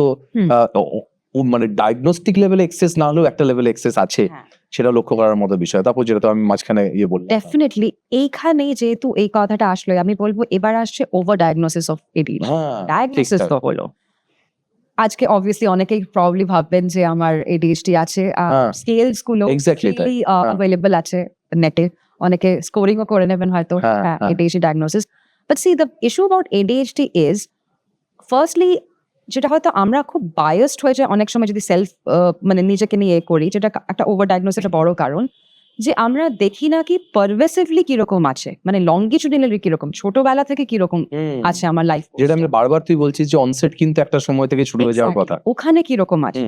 সেকেন্ডলি আমার এই প্রবলেম গুলো এই কয়েক মাসেই হয়েছে কিনা, কয়েকটা স্ট্রেসের জন্য, সামনে পরীক্ষা আছে, বড় একটা সিচুয়েশনাল কারণে আছে, এক্স্যাক্টলি আমি ইরিটেবল, ফরগেটফুলনেস, সবকিছু হবে, ফুললি একদম সেম ক্রাইটেরিয়া, বাট যখন আমি ক্রাইটেরিয়াতে ফেলবো আমার আটকাবে, ওই জন্য ডায়াগনস্টিক ক্রাইটেরিয়া গুলো এত স্ট্রিক্ট করা আছে। রাইট, এই কারণে ওভার ডায়াগনোসিস অফ এডিএইচডি কিন্তু কমন এখনকার দিনে, কেননা অনেকেরই মনে হয় কি ও আমার অ্যাটেনশন বসছে না, তাহলে বোধহয় আমার একটা সমস্যা আছে। এক্স্যাক্টলি, বা এটা এডিএইচডি। খালি ADHD is not just a disorder of inattention, এটাই আমি বারবার এমফাসাইজ করার চেষ্টা করছি। ইট ইজ আ মাল্টিভেরিয়েট, নামে হয়তো এটা আছে, কিন্তু এর প্রকাশ অনেকভাবে। ইনফ্যাক্ট অনেকের প্রিডমিনেন্টলি অ্যাটেনশন বা হাইপার অ্যাক্টিভিটি নিয়ে ইস্যুস হয়তো হবেও না, অনেকের ইমোশনাল রেগুলেশন এটা নিয়েই প্রবলেম হবে। তারপর রেট্রোস্পেক্টিভলি সে যখন দেখছে যে এরকম হচ্ছে, সাইকিয়াট্রিস্টের কাছে গেল, সাইকিয়াট্রিস্ট যখন হিস্ট্রি নিচ্ছে মা বাবার থেকে, যখন আবার কোলাবোরেট করছে, সে হয়তো অনেক বড় হয়ে গেছে, 22-23 ইয়ার্স এজ, আচ্ছা, মা বাবা থেকে যখন কোলাবোরেট করছে, তখন the psychiatrist gets to understand কি wait a second, maybe the child had ADHD, or হয়তো মানে খুব সিভিয়ার না হলেও mild to moderate ADHD grading এ, বা ওই ব্যাপারে ফাংশনালিটি গুলো ঠিক ছিল, যেটা তুই বলছিস। এক্স্যাক্টলি, সোশ্যাল এমন মানে সোশ্যাল স্ট্রেসেস এমন হয়েছে, ক্যাপাসিটিটাকে, থ্রেশহোল্ডটাকে ইনক্রিজ করে গেছে, ওই জন্য এখন আর ওই ফাংশনিংটা হচ্ছে না। বা যেটা অনেকের হয়, ইনঅ্যাটেনশন হাইপার অ্যাক্টিভিটি ক্লাস 10 অব্দি খুব ভালো আছে, বিকজ 10 অব্দি অতটাও ডিফিকাল্ট হয় না। 11-12 যেই সাডেনলি চেঞ্জটা হলো, একদম চেঞ্জ হলো সিলেবাসে, অনেকের এই প্রবলেমটা হয়। But that doesn't mean everybody who has that problem has ADHD. ঠিক তাই, আমাদের বারবার এই জায়গাটাতেই খেয়াল করা, যেটা সাইকিয়াট্রিস্ট তোরা করছিস, যেটা ডায়াগনস্টিক ক্রাইটেরিয়া যেগুলো 1, 2, 3 আমরা শুনলাম, এবং তার মাঝে মাল্টিপল কোশ্চেন্স এবং মাল্টিপল অবজারভেশনস, সবকিছু মিলে তবে আমরা এই জায়গাতে আসতে পারবো। আর একটা এর মধ্যে থেকে তুলে নেওয়া, যেটা তুই বললি নেটে আছে, আমারও 2 মিনিট আগে মনে হচ্ছিল আমারও নেই, তো সেই রকম ভাবে করতে গেলে ওভার ডায়াগনোসিসের চান্স অবশ্যই থাকছে। ঠিক তাই, যেরকম ওভার ডায়াগনোসিস আছে সেরকম আন্ডার ডায়াগনোসিস আছে। আন্ডার ডায়াগনোসিসের একটা খুব বড় জায়গা হচ্ছে কি, একটা মিথ আছে বা একটা মিসকনসেপশন আছে লোকজনের, যে মেল চাইল্ড বা বয় চাইল্ড এরই বেশি চঞ্চল হবে, এক্স্যাক্টলি, আচ্ছা, ফিমেল চাইল্ড হবে না। হ্যাঁ, আমাদের মেডিকেল লিটারেচারেও কিন্তু মানে মেল ফিমেল সেক্সে এডিএইচডি তে ভালো রকম ভাবে মেল চাইল্ডই বেশি দেখা যায়, অলমোস্ট 2 to 3:1 এরকম রেশিওতে মেল চাইল্ড আছে। But remember the female child still has one, right. So এই যে ফিমেল চাইল্ডের হবে না বা গার্ল চাইল্ডের হবে না, এটা কিন্তু ভুল। অনেক সময় আমরা দেখেছি অনেক কেসেসে আছে, এন্ড ইনফ্যাক্ট সে অনেক বেশি hyper active than a boy child, exactly. Plus কিছু কিছু আউটকামস এরও চেঞ্জ হয়, যেরকম females with ADHD usually more of emotional problems পরে হয়, মেলসদের ইউজুয়ালি ইনঅ্যাটেনশনের পার্টটা বেশি প্রবলেম্যাটিক হয়। তো এই একটা ইস্যু ডেফিনেটলি থাকছে when it comes to under diagnosis, কি গার্ল চাইল্ড না ও ঠিক হয়ে যাবে বলে কোনোদিন তার কাছেও নিয়ে আসলো না, তো ADHD ডায়াগনোসিসও হলো, আস্তে আস্তে শান্ত হয়ে যাবে। এক্স্যাক্টলি আস্তে আস্তে শান্ত হয়ে যাবে। হ্যাঁ, দেখা গেল কি সোশিও কালচারাল অ্যাসপেক্টের জন্য শান্ত তো হয়ে গেল, ইমোশনাল ডিসরেগুলেশনটা হয়ে গেল, অ্যান্ড ওটা পরে গিয়ে সব ধরনের সমস্যা 20s ওই রকম গিয়ে টাইমে গিয়ে ও ফার্স্ট সেই ধরনের সমস্যাগুলো তৈরি। হ্যাঁ। আচ্ছা, এই একটা প্রশ্ন করে আমি অদ্ভুত, হয়তো এটা আমার কোনো জায়গা থেকে শোনা, আমি সেই জন্য জিজ্ঞেস করছি, এই ধরনের বাচ্চারা তারা কি কখনো কখনো মানে can be more creative than the others, or এরকম কি সত্যি মানে এরকম কিছু হতে পারে, বা স্টাডি কি বলছে? ইনফ্যাক্ট আউটকামস অফ ADHD যে আমরা দেখি কি আমি একটা কথা একটু আগেই বললাম কি ইনঅ্যাটেনশনটা মোস্টলি সে যেটাকে খুব বোরিং ভাবছে সেটাতে হয়, কিন্তু ও যেখানে কিন্তু ওটার বোরিং লাগছে না ওটাতে কিন্তু অ্যাটেনশন দিয়ে দেবে, ঠিক আছে? তো সেম জিনিস ইউজুয়ালি আমরা যখন এটা বিহেভিয়ার থেরাপি করি বাচ্চাদের সাথে, ADHD বাচ্চাদের সাথে, আমরা এটা দেখি যে তার এক্স্যাক্টলি কোন জায়গাটাতে ন্যাক আছে বা কোনটার ভালো লাগে। হ্যাঁ। অনেক সময় দেখা গেলো মিউজিকটা ভালো লাগে, ওটাতে সাস্টেন্ড অ্যাটেনশন লাগছে কিন্তু ওটাতেও ভালো সাস্টেন্ড অ্যাটেনশন দিচ্ছে, পেন্টিং ভাল লাগে, ক্রিকেট ভাল লাগে, সুইমিং ভাল লাগে, বা পড়াশোনার মধ্যে কোনো একটা পার্টিকুলার ভাল লাগে, ম্যাথস ভাল লাগে, হয়তো হিস্ট্রিটা বোরিং লাগছে, হিস্ট্রিটাতে অ্যাটেনশনটা দিতে হচ্ছে, ওখানে সাস্টেন করতে পারছে না, মার্কস কম আসছে, রিএনফোর্সমেন্ট হয়ে যাচ্ছে, ম্যাথসে ফাটফাট করে বেরিয়ে যাচ্ছে। এই জিনিসগুলোতে ডেফিনেটলি বলবো কি একটা দেখা গেছে কি ঠিক মতো যদি আমরা চাইল্ডকে ম্যানেজ করতে পারি থ্রু থেরাপি, বিহেভিয়ারাল ইন্টারভেনশন, তাহলে এই যে অ্যাটেনশন এনহ্যান্সমেন্ট থেরাপি যেগুলো করা হয়, একটা যেখানে বাচ্চার ক্রিয়েটিভ একটা সাইড আছে যেটাতে আমি দেখতে পাচ্ছি ও সাস্টেইন অ্যাটেনশন হচ্ছে, we can always encourage the child. But I wouldn't say এরকম কোনো ক্লিয়ার কাট রোবাস্ট অ্যাসোসিয়েশন আছে ইন মেডিকেল লিটারেচার যে ADHD people have to be compulsorily more creative. Exactly. সেরকম নয়, কিন্তু এই যে এই ব্যাপারটা যেটা বুঝলাম, যেখানে সে অ্যাটেনশন দিতে পারছে সেখানে আমরা যদি এনকারেজ করি সেখানেই হতে পারে। আমরা এই জিনিসটা দেখলাম যে খুবই কমপ্লেক্স একটা জিনিস to diagnose. Clinical experience, clinical eye থেকে শুরু করে ডায়াগনস্টিক ক্রাইটেরিয়া, এতদিনের রিসার্চ সবকিছু কাজে লাগছে। তাও কি আমরা কিছু রকম মানে ল্যাব টেস্ট বা ব্রেন টেস্ট বা রেডিওলজিক্যাল টেস্ট কি কোনোভাবে কিছু হেল্প করে এখানে? যেমন আমি কিছুক্ষণ আগে বলছিলি যে ওই ফাংশনাল MRI বা কিছু MRI শুনলাম, সে একটু যদি কিছু বলিস। হ্যাঁ, যেরকম ফাংশনাল MRI বা স্পেক্ট বা পেট স্ক্যানে যেটা দেখা যায় হচ্ছে এসেনশিয়ালি ব্রেন এরিয়াসটা কোনটা আন্ডার অ্যাক্টিভ কোনটা ওভার অ্যাক্টিভ, অ্যান্ড মোটামুটি তার থেকে একটা করা যায় যদি অ্যামিগডালা বা আমাদের CSTC লুপের কোনো একটা থ্যালামাস বা কোনো একটা এরকম স্ট্রাকচার আন্ডার অ্যাক্টিভ, সেখান থেকে একটা অ্যাসোসিয়েশন করা যায়। কিন্তু পার সে যেরকম আমি মানে ধরুন একটা ইন্ট্রাক্রেনিয়াল হ্যামারেজ হলে যেরকম ক্লিয়ার কাট দেখতে পাবো ওখানে হ্যামারেজ হয়েছে ব্রেনের ভেতর, তো এখানে ওরকম ডাইরেক্ট স্ট্রেট মানে something that screams ADHD strait of the face এরকম কিছু মানে কমনলি ইউজড, আমি বলবো রাত কমনলি ইউজ মোডালিটিজে এখন অব্দি সেরকম ভাবে ডায়াগনোসিস করা যায় না। আমি এটাকে সাপোর্টিভে রাখতে পারি, ডেফিনেটলি আমি ওটা সাপোর্ট। বেসিক আমাদের ইম্পর্টেন্ট হচ্ছে বা আমাদের মেন ওয়ে অফ ডায়াগনোসিস হচ্ছে আমার observation and diagnostic criteria, clinical history, clinical observation, collaboration based on the diagnostic exactly collaborate কর। ঠিক, যদি এটা অ্যাডাল্টে হচ্ছে ওয়ার্কপ্লেস কলিগস এর সাথে কোলাবোরেট করব, আমি স্পাউসের থেকে কোলাবোরেট করব, আমি সেটিংসে দেখি সব জায়গায় কি হচ্ছে, সবকিছু দেখে তার কোনো স্ট্রেসার আছে কিনা ব্যাকগ্রাউন্ডে। হ্যাঁ, আমি যেটা জানতে চাইবো, এতক্ষণ ধরে শুনছিলাম যে ছোটবেলাতে অনসেটটা হলেও অনেক সময় বড়দের বড় বয়সে এসে ধরা পড়ে, কথায় কথায় উঠে এলো 20-30 বছরেও হয়তো কিছু বোঝা যাচ্ছে। আমি দুটো জিনিস জিজ্ঞেস করবো, তাহলে বাচ্চাদের এটা আর বড়দেরটার মধ্যে কি কোনো পার্থক্য, কি চরিত্রগত পার্থক্য আছে, এবং বাচ্চাদের এটা কিভাবে প্রত্যেকদিন দৈনন্দিন জীবনে ডেইলি লাইফে তার বেড়ে ওঠাতে কিভাবে এটা প্রভাব ফেলে, এবং বড়দেরই বা কিসে কিসে অসুবিধা তৈরি করে, এটা একটু ডিটেলে যদি বলিস। তো ফার্স্টলি মানে ADHD কিন্তু অনসেট সে যখনই তার প্রেজেন্টেশন হোক, যখনই ডায়াগনোসিস হোক, অনসেট কিন্তু ইরেসপেক্টিভ অফ দ্যাট মানে ছোটবেলাতে, হ্যাঁ, 4-5 বছর, এক্স্যাক্টলি ওটা তো আর ইয়ে করা যাবে না এক্স্যাক্টলি কবে অনসেট হয়েছিল, বাট ওই এজ গ্রুপটাতে। এবার যেরকম আমি বলছিলাম যে অ্যাডাল্ট ADHD এসেনশিয়ালি এটা একটা আমরা বলি রেট্রোস্পেক্টিভ ডায়াগনোসিস, কোনো অন্য জিনিস নিয়ে এসছে, যেরকম অ্যাংজাইটি বা ডিপ্রেশন বা ইরিটেবিলিটি, মুড সুইংস, মন বসছে না, স্পাউসের সাথে বারবার অসুবিধা হচ্ছে, খুব মানে ওয়ার্ক প্লেসে কোনো ইন্টারপার্সনাল কনফ্লিক্টস হচ্ছে বারবার কলিগসদের সাথে, ম্যানেজারের সাথে, হোয়াটএভার, এই কারণে যদি কখনো এসছে, তখন যদি আমরা মানে হিস্ট্রি নিতে নিতে মানে সাইকিয়াট্রির হিস্ট্রি তো একদম মানে অলমোস্ট বলতে পারেন চাইল্ডহুড থেকে স্টার্ট হয়। তখন যখন আমরা টেম্পারামেন্ট, পার্সোনালিটি এগুলো যখন ইয়ে করছি, তখন বুঝতে পারি কি retrospectively likely this person was a case of ADHD as a child. Just that প্রেজেন্টেশনটা এখন হয়েছে বলে আমি ওয়ার্ডটাকে ইউজ করছি অ্যাডাল্ট ADHD। এবার অ্যাডাল্ট ADHDর পার সে আমাদের কাছে ডায়াগনস্টিক ক্রাইটেরিয়াটা স্লাইটলি আলাদা। এটাকে ইউটা ক্রাইটেরিয়া বলা হয়। ইউজুয়ালি ইনঅ্যাটেনশন, হাইপার অ্যাক্টিভিটি, এই দুটো মানে প্লাস মাইনাস অ্যান্ড অর যেটা থাকলো, তার সাথে আরও কয়েকটা জিনিস দেখা হয় যেটা essentially what differentiates childhood ADHD rather, মানে although wrong use of the term, আর অ্যাডাল্ট ADHD, সেটা হচ্ছে কি অ্যাডাল্টে ইমোশনাল পার্টটা অনেক বেশি ডিসরেগুলেটেড থাকে। ইমোশনসটা যেগুলো চাইল্ড বা অ্যাডাল্ট, যেগুলো আমরা বলছি, যেটা তখন থেকে শুনলাম যে অ্যাটেনশন, হাইপার অ্যাক্টিভিটি, তার সঙ্গে একটা কম্পোনেন্ট হচ্ছে ইমোশনাল। এক্স্যাক্টলি, অ্যাডাল্টে ইমোশনালটা বেশি ডমিনেন্ট হয়, বেশি আর এইদিকে বাচ্চাদের হয়তো অ্যাটেনশন তাদের এগুলো আছে, কিন্তু হ্যাঁ। এটা আরো বেশি ম্যানিফেস্ট হচ্ছে, কারণ যত বয়স বাড়ছে ইমোশনাল ফ্যাক্টরটা তো আমাদের কারণ ওটাতে আরো বেশি লাগছে কাজে লাগে। এক্স্যাক্টলি তাই। তো কি কি জিনিস দেখা হয় সেটা হচ্ছে, একটা হচ্ছে মুড লেবাইলিটি বা খুব তাড়াতাড়ি মুড শিফট করা, খুব মুড সুইংস হয়, খুব ইরিটেবল, ইমোশনাল ডিসরেগুলেশন, ইমোশন মানে রেগুলেট করতে পারে না। আরেকটা হচ্ছে ইম্পালসিভিটি, একটু রেকলেস বিহেভিয়ার, মানে রেকলেস ইন দ্য সেন্স কি এটার কনসিকুয়েন্সেসটা গুড হবে না ব্যাড হবে ভেবেই কিছু একটা করে নেওয়া।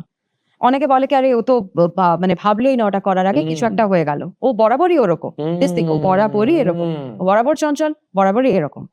ঠিক আছে, কোনোদিনও আগে প্রবলেম হয়নি, উইচ ইজ ওয়াই কোনোদিন ডায়াগনস্টিক ক্রাইটেরিয়াতে আসেনি, সিগনিফিকেন্ট ডিস্ট্রেস ওই পার্টটা ক্রাইটেরিয়া ফুলফিলই করেনি কোনোদিন, তো ওই জন্য কোনোদিন ইয়েতে আসবে না।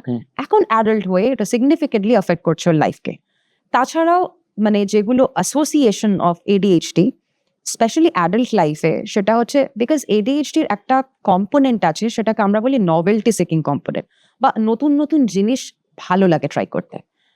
এবারে এটার পেছনেও যদি আমি বলতে যাই, অনেক ডিটেলস অত বলছি না, বাট ওই যে ফার্স্টে আমি বলেছিলাম ডোপামিনের একটা মানে ওখানে ডিসরেগুলেশনের ব্যাপার আছে, ওই ডোপামিন স্পাইকটার সাথে এটার রিলেশন আছে, খুব সিম্পল ওয়ার্ডসে বলতে গেলে।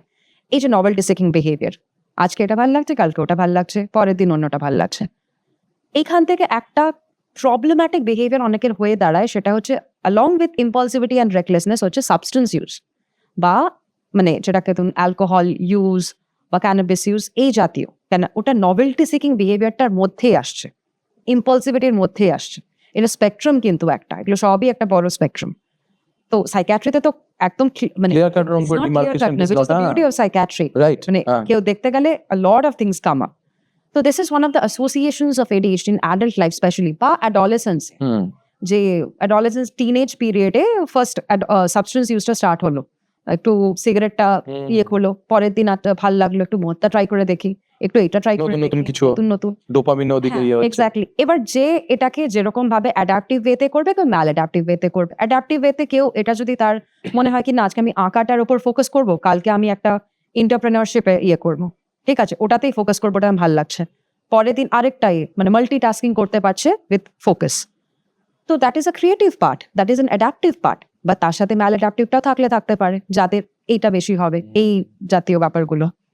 তার সাথে দেখা যায় কি ADHD ইন্ডিভিজুয়ালসদের টু ইনক্রিজড ভালনারেবিলিটি থাকে টু অ্যাংজাইটি, ডিপ্রেশন, এই দুটো অ্যাংজাইটি ডিপ্রেশন খুব কমনলি দেখা যায়।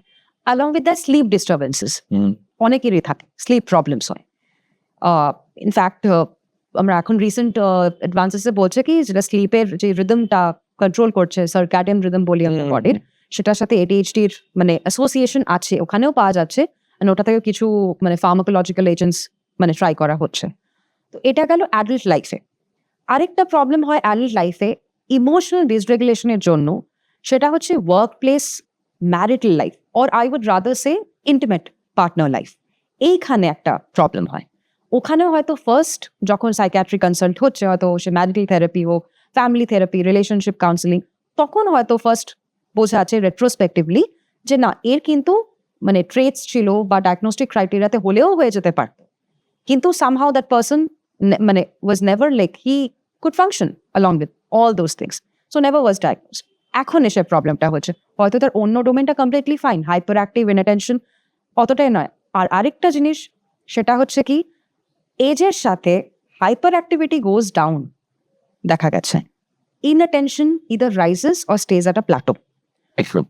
আমাদের কি হয়, হয়তো a very hyperactive kid আস্তে আস্তে বলে ঠান্ডা হয়ে গেছে, সে ঠান্ডা হয়ে গেছে এক্সটার্নালি, ওই জন্য কোনোদিন বাবা মা নিয়ে জানি সাইকিয়াট্রিস্টের কাছে। প্রবলেম হচ্ছে তার কলেজ লাইফে গিয়ে কিছুতেই ফোকাস করতে পারছে না, তার রিলেশনশিপে বারবার প্রবলেম হচ্ছে, বিকজ হাইপার অ্যাক্টিভিটিটা কমে গেছে, ভেতরের লেটেন্ট জিনিসটা তো রয়ে গেছে। ইনঅ্যাটেনশন তো চট করে সবসময় খুব ম্যানিফেস্ট হয় না, বা ম্যানিফেস্ট হলেও অনেক সময় কভার আপ হয়ে যায় অনেকভাবে, বারবার পড়ে বা কিছু করে হয়ে গেল।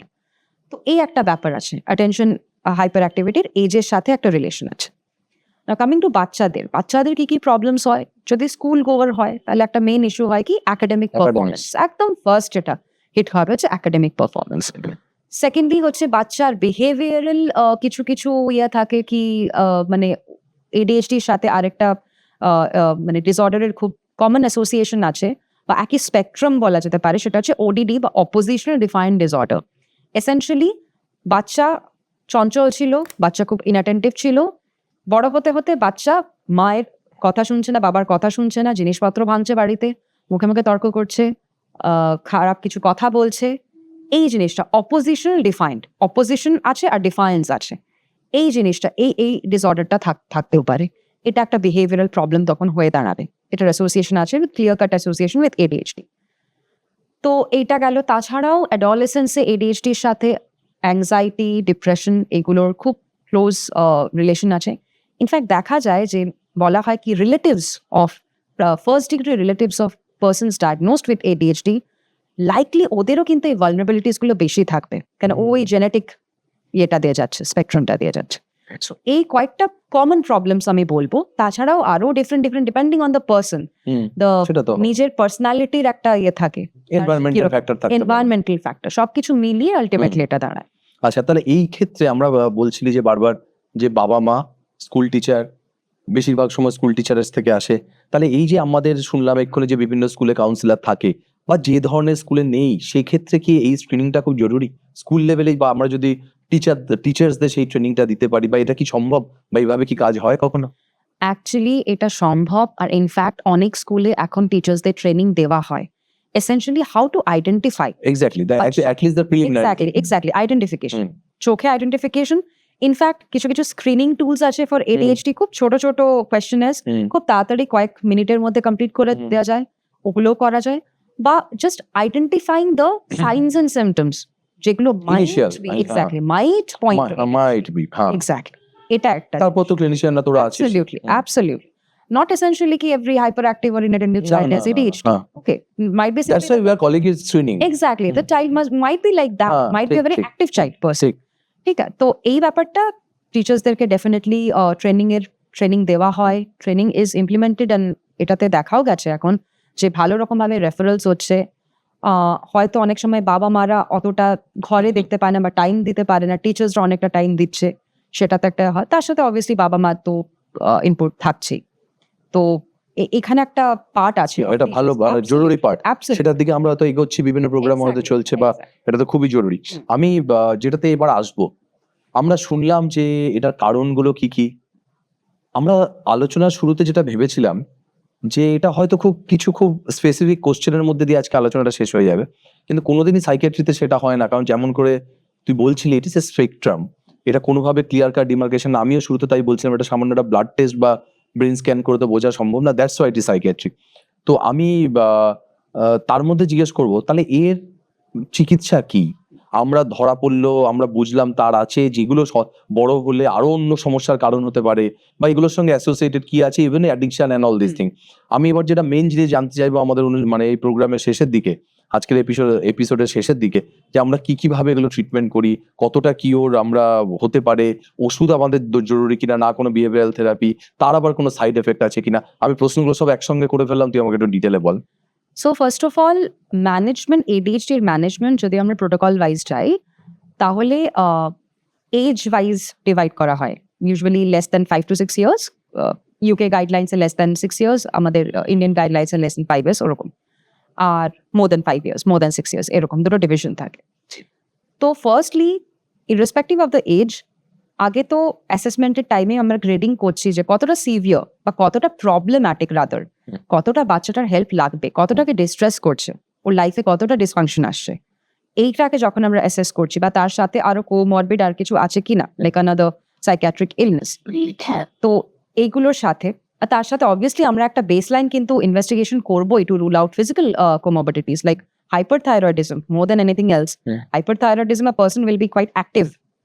এইগুলোকে রুল আউট আমাকে করতেই হবে যে এগুলো আছে কিনা, মিমিক করছে না তো এগুলো।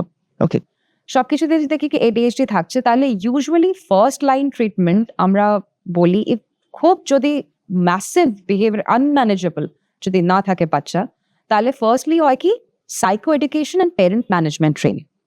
ইনফ্যাক্ট ADHD ট্রিটমেন্ট একটা মাল্টি মডেল ট্রিটমেন্ট বলা হয়, যে কোনো একটা জিনিস ট্রাই করে না, different depending on the presentation ওইভাবেই ইন্ডিভিজুয়ালাইজড আমরা ট্রিটমেন্ট প্ল্যানিং করি, ডিপেন্ডিং অন আমাদের কাছে কি কি রিসোর্সেস অ্যাভেলেবল আছে, তারা কি কি রিসোর্সেস ইউজ করতে পারবে, because we are looking at a long term management, it will go on for quite a few months ও মেবি ইয়ার্স। তো এইগুলো সব দেখে ফার্স্টলি হচ্ছে কি প্যারেন্ট ম্যানেজমেন্ট ট্রেনিং আর school liaison very very important. তো এটাতে যদি একটু ডিটেলসে আমি বলি তাহলে প্যারেন্ট ম্যানেজমেন্ট ট্রেনিংয়ে যেটা গোল থাকে ADHD-তে হচ্ছে কি একটা ওয়ার্ম পজিটিভ অ্যাটমসফিয়ার তৈরি করা for the child, and punishment বা পিউনিটিভ মেজার্স বা নেগেটিভ রিএনফোর্সমেন্ট অ্যাবসলিউটলি বলা হয় না করতে। তাতে কিছু কিছু জিনিস কি হয়, যদি বাচ্চাকে একটু ওয়ার্মলি আমরা ইয়ে করি ইনস্টেড অফ ক্রিটিক্যাল কমেন্টস, তাহলে বাচ্চা এমনিতেই মোর লাইকলি টু আমাদের সাথে ইন্টারাক্ট করা। পেরেন্ট ম্যানেজমেন্ট ট্রেনিংয়েরও কিন্তু পুরোপুরি স্ট্রাকচার্ড সেশনস থাকে, যেরকম ইনিশিয়াল সেশনে আমরা প্রবলেম্যাটিক বিহেভিয়ারগুলোকে হায়ারার্কিক্যাল ভিউতে ইয়ে করি, কোনটা মোস্ট প্রবলেম্যাটিক বাচ্চার জন্য এখন সেটাই করা হয়, দেখা হয়, সেইভাবে এগোনো হয়। তারপরে কিছু কিছু টেকনিক্স আছে, যেরকম ব্রেকিং দ্য সাইকেল অফ কোয়ার্শন বলি। খুব সিম্পল ভাবে আমি যদি সাইকেল অফ কোয়ার্শনটাকে করে, আই থিঙ্ক ইটস মানে খুব রিলেটেবল হবে টু আওয়ার ভিউয়ার্স। হচ্ছে কি একজন মা বাচ্চাকে একটা কিছু করতে বললো, বাচ্চা করলো না, মা বকলো, ফার্স্ট বার বকলেন না, আরেকবার বললেন, বাচ্চা করছে না, সেকেন্ড টাইম 2-3 বার বললেন, বাচ্চা বকছে না, এইবার মা বকলেন, বাচ্চা আবার কাজ করছে না। আলটিমেটলি কি হবে, সাইকেলটা কোথায় গিয়ে আটকাচ্ছে, কি মা ইদার ফ্রাস্ট্রেটেড হয়ে ছেড়ে দেবে, বা মা আলটিমেটলি হয়তো তাকে মারছে বা এত বকছে যে বাচ্চা ইদার ভয়ে করে দিচ্ছে, বা বাচ্চা ইজ লাইক কি মা তো আর দেখছেই না, তো আমি আর করবো না। তো এই যে ম্যাল অ্যাডাপটিভ সাইকেল অফ কোয়ার্শন, এটাকে ব্রেক করা হয় পেরেন্ট ম্যানেজমেন্ট ট্রেনিং এর টেকনিক্স দিয়ে।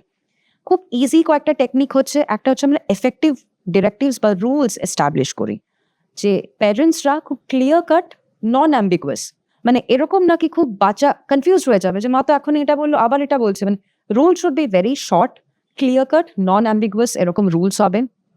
প্যারেন্ট নিজে কিন্তু খুব পারসিস্টেন্ট হতে হবে, খুব পেশেন্ট হতে হবে। প্যারেন্ট যেটা হয় অনেক সময় কি প্যারেন্ট ম্যানেজমেন্ট ট্রেনিং এর মধ্যে প্যারেন্ট নিজেই যদি ভেঙে পড়ে বা নিজেই যদি ওভারলি ইমোশনাল হয়ে পড়ে, তাহলে the therapy doesn't give that better good outcome that we are looking for. যেখানে কিন্তু অ্যাকচুয়ালি মানে আমি নিজে যেহেতু আমার মানে এমডি টাইমে নিজে ADHD parent management training administrate করেছি, I have seen it first hand, যে ভালো করে দিলে অ্যান্ড যদি প্যারেন্টসরা কমপ্লায়েন্ট হয়, তাহলে how effective it is and how long term it lasts. So it's a excellent way of managing kids with ADHD. তার সাথে থাকে রিওয়ার্ড সিস্টেম, বাচ্চা একটা কিছু কাজ করলো, তাকে একটা রিওয়ার্ড দাও, মানে একটা হয়তো একটা স্টার বা টোকেন দেওয়া হলো, একটা স্ট্রাকচার করে দেওয়া হলো, কন্টিনজেন্সি কন্ট্রাক্ট প্ল্যানিং, বা অনেক সময় টাইম আউট। পানিশমেন্ট মানে মারবার এখানে কথা আছে, টাইম আউট বা একটা কিছু ওর কাছে একটা ডিজায়ারেবল অবজেক্ট ওর থেকে নিয়ে নেওয়া হলো, বাচ্চা কনসিকুয়েন্সেসটা শিখছে, মানে ডিজায়ারেবল বা জিনিস নয় যেটা আমি করে ফেলেছি, এক্স্যাক্টলি সেটাকে বোঝানো, এক্স্যাক্টলি বাচ্চা কনসিকুয়েন্সেস বুঝছে। এই জিনিসগুলোকে কিন্তু আলটিমেটলি যদি ভালো করে সিস্টেম্যাটিক স্ট্রাকচার্ড ওয়েতে করে, definitely it helps. Now comes the problem of মানে এবার কোথায় ওষুধ। প্রবলেম উইথ সাইকোথেরাপি বা প্যারেন্ট ম্যানেজমেন্ট ট্রেনিং বা বিহেভিয়ার থেরাপি যাই বলা হোক, is it's easy to say but it's quite difficult to administer. একদম তাই। আর কনসিস্টেন্সি প্যারেন্টসদের জন্য, স্পেশালি প্যারেন্টস যদি ওয়ার্কিং হয়, বা আমাদের কিন্তু সাইকিয়াট্রিস্ট আর সাইকোলজিস্টদের এগুলোও দেখতে হয়, এই সব কটা ফ্যাক্টরস সবকিছু দেখে আদৌ সেটা ফিজিবল কিনা, এক্স্যাক্টলি ফিজিবল কিনা।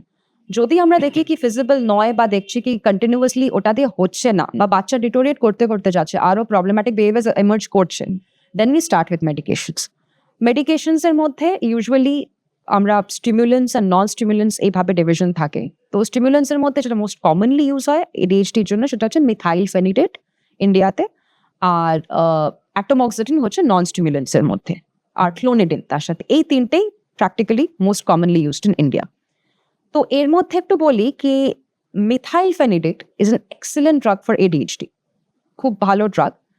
কিছু সাইড এফেক্ট যেগুলো আমরা সাইকিয়াট্রিস্টরা যখন সাইকো এডুকেট করি, it's very important that we psycho educate, it's very important parents also understand কি ভয় পেলে হবে না। আমরা কিন্তু রিস্ক বেনিফিট রেশিও বুঝেই আমরা করছি, ইন্ডিকেটেড আছে বলেই আমরা দিচ্ছি।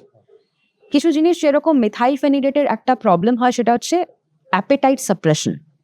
এটা অনেক অনেক বাচ্চা থাকে খেতে চায় না, তারপরে খাবারের ইচ্ছেটা চলে যায় রাদার। তখন এটাকে কিভাবে হ্যান্ডেল করা, একটু আলাদাভাবে কোনো খাবার বা ডায়েটারি চেঞ্জেস বা মডিফিকেশনস করা, ওগুলো দেখি। সব বাচ্চার হবে তার কোনো মানে নেই, অনেকের ওয়েল টলারেটেড। আরেকটা মিথাইলফেনিডেটের প্রবলেম যেটা অনেক কটা মেডিকেল স্টাডিজে রেপ্লিকেট হয়েছে সেটা হচ্ছে গ্রোথ রিটার্ডেশন। তো এইখানে হচ্ছে কি আমরা baseline height, weight, BMI measure করে বাবা মাদের বলি মনিটর করতে। যদি একটা টাইম বুঝি কি গ্রোথ রিটার্ডেশন হচ্ছে বা গ্রোথ প্ল্যাটোয়িং হচ্ছে, দেন ইদার আমরা কম করি ডোজটা বা হয়তো Change স্টপ to other করে drug. Exactly switch on to other drug. Although it's a beautiful drug. So যেরকম সব এই ওষুধগুলো কি ছোটবেলা এবং বড় ADHD দুটোতেই ব্যবহার হয় না?